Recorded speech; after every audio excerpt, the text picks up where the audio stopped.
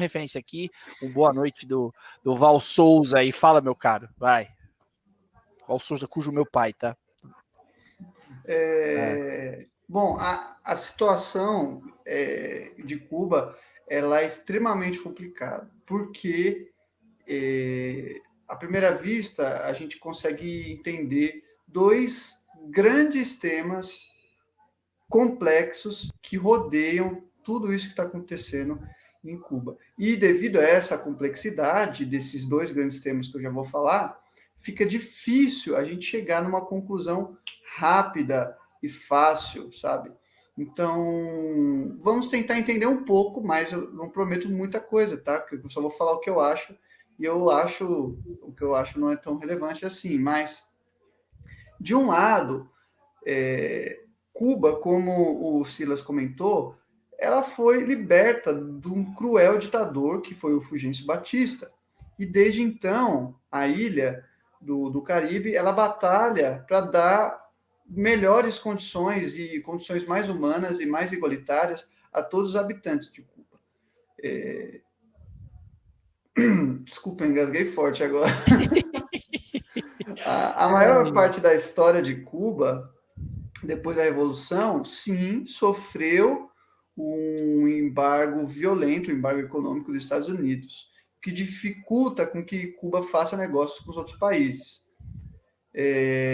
Ao mesmo tempo, e aqui está um outro lado, que é uma outra coisa super complexa, nas últimas manifestações de Cuba, o povo cubano pedia liberdade, pedia socorro, e por fazer parte de Cuba, de um regime tal, eles foram violentamente reprimidos pela polícia cubana. O efeito dessas manifestações foi que pessoas foram duramente agredidas pela polícia, uma jornalista desapareceu e a internet do país foi derrubada. Ou seja, um pequeno resumo de tudo isso que eu falei. De um lado, a gente tem um país socialista que deve sim ser entendido na sua soberania de um país, é um país, a gente deve aceitar a soberania desse país e o estilo de governo dele é um governo socialista, tá? Ao mesmo tempo que a gente tem pessoas, um povo deste país que eu estou falando, que é soberano e é socialista, a gente tem um povo que pede liberdade, um povo que pede socorro, pede ajuda.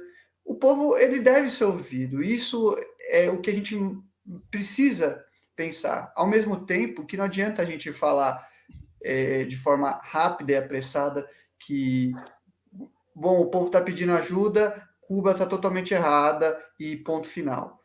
Cuba tem muitos erros nisso tudo, com certeza. Mas a gente não pode deixar de lado a história em que isso está inserido. Cuba, ela fazia parte de... Cuba era uma ditadura, a Revolução libertou o povo dessa ditadura, a taxa de analfabetismo, na época, era de 32% da população, praticamente um terço, e hoje é zero. A ONU já elogiou as medidas de saúde e de educação do governo cubano, mas, ao mesmo tempo, a ONU também critica a violência com que o povo é tratado durante as manifestações. A conclusão que a gente tira de tudo isso, eu não sei. Mas esses dois lados existem e para tirar uma boa conclusão disso, é preciso olhar para esses dois lados, tanto para o povo que pede por ajuda, quanto para aquela outra parte da população que quer continuar com esse governo, que foi muito auxiliada por esse governo, e é ainda auxiliada, né? Então, é uma situação que, de fato, é complexa. Você tem um lado uma história e de outro lado um povo que deve ser ouvido no seu pedido de ajuda, né? Fora o que eu já comentei desses erros que já estão mais claros de uma jornalista sumiu, não é a primeira vez que isso acontece, a internet foi derrubada, os manifestantes foram duramente reprimidos, isso precisa ser analisado, mas claro, diante e dentro dessa complexidade toda.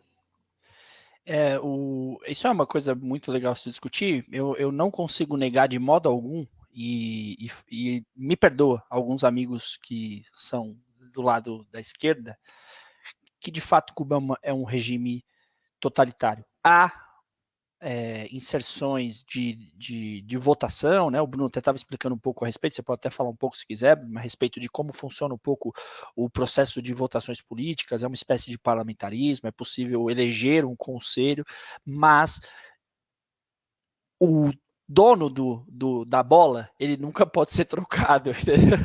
Todo mundo pode tocar na bola, dar o toque para lá, toque para cá, mas o dono da bola nunca pode ser trocado. Então, é sim um regime totalitário e ditatorial. Eu não consigo negar isso, e isso não diminui em nada, nenhuma luta e nenhum anseio, nenhum valor que o socialismo trouxe para a história. Tanto quanto não diminui em nada nenhum valor também do que o capitalismo também trouxe para a história. É que a gente tem uma mania de olhar para o mundo de maneiras extremamente binárias. A gente olha para o mundo como esquerda e direita, preto e branco, socialista, comunista, e o mundo não é bem assim. Quem olha para o Marx com uma chave de paixão ou de ódio é inocente. Ou seja, se você ama muito Marx e não consegue enxergar as falhas e possíveis críticas que possam ser feitas ao comunismo, você é inocente. Mas se você olha para o Marx e lê para ele, e lê ele com muito ódio, você também não consegue capturar as grandes novidades que a ideia de Marx trouxe para a história. Há grandes ideias, há grandes coisas que influenciaram, inclusive, as democracias sociais, as democracias que a gente tanto admira, as sociais-democracias, elas são oriundas, lá o regime sueco, o regime finlandês, o regime, a Noruega, a Dinamarca, que a gente tanto elogia, elas têm um ensejo e muito, ela se chama social-democracia do socialismo, então há brilhos nessa ideia. Mas também há problemas. A gente gosta muito aqui, o Bruno, da Hannah Arendt. Ela tem um livro todo dizendo dos problemas que ela encontra no socialismo. Enxergamos vários problemas. A gente gosta muito de outro filósofo, o Karl Popper, vários outros filósofos, mas isso não nos permite ter uma visão rasa a respeito disso. Porque o amor e o ódio, eles nos cegam.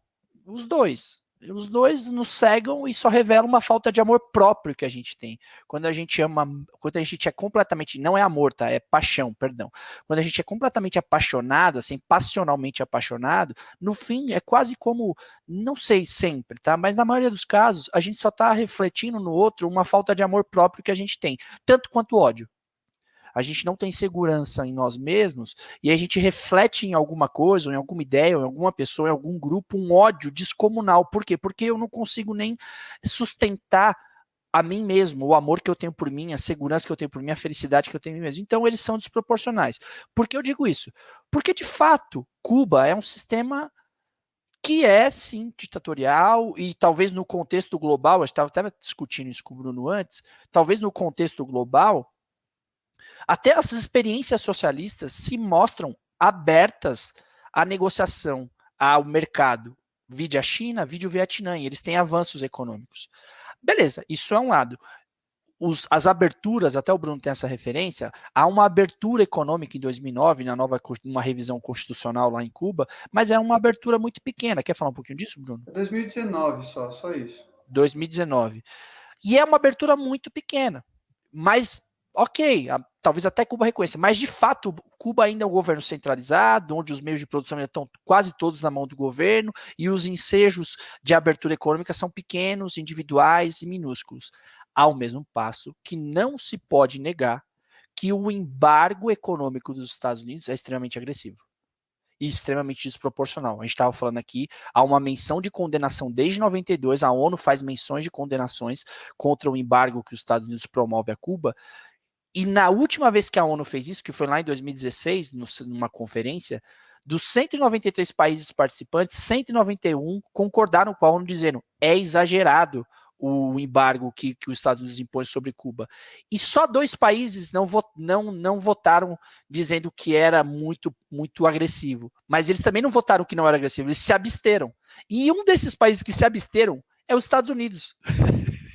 Ou seja, nem o próprio Estados Unidos, em 2016, conseguia defender o seu embargo. Ele se absteve de voltar. Talvez ele mesmo considere que é muito injusto. há vários fatores que há todo um processo muito difícil